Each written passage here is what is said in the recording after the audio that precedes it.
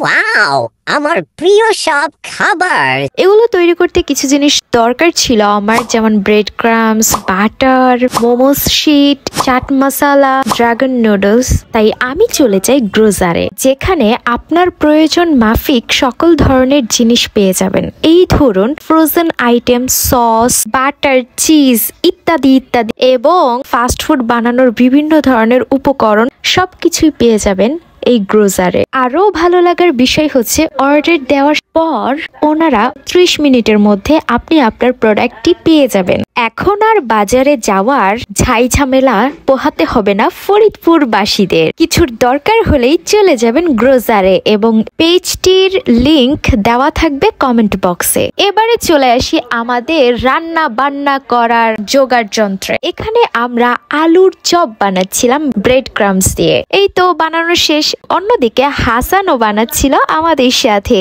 আমরা সকলে একসাথে কাজ করছিলাম, আর এগুলো হাসান বানিয়েছে। সুন্দর না? এবারে আমরা মোমোস বানাবো। এটা হচ্ছে মোমোসের পুর। প্রথমেই আমি একটি মোমোস শিট নিয়ে নিলাম। জীবনে প্রথমবারের মতো আমি মোমোস বানাচ্ছি, তাই কেউ কমেন্টস করবেন না।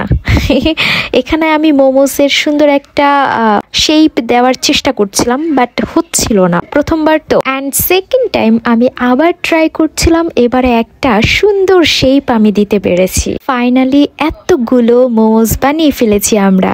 এখন এই সব কিছু ফ্রাই করার পালা। গরম তেলে ছাড়তে হবে। আমি প্রথমবারে হচ্ছে তেমন গরম তেলে ছাড়ি নাই, তাই ওই ক্লিপটা নেওয়া হয় নাই। যাই হোক, এখানে হচ্ছে আস্তে আস্তে করে সবগুলো আলুর চপ আমরা ভেজে নেব। এন্ড এই তো এক এক করে উঠিয়ে নিচ্ছি। এটা খেতে কিন্তু অনেক মজা হয়েছিল। এখন মোমোস বানানোর জন্য পানি গরম হচ্ছে, অন্যদিকে তেল ব্রাশ করে নিচ্ছিলাম। এবারে মোমোস গুলো সাজিয়ে গুছিয়ে স্টিম করতে দিয়ে দিলাম।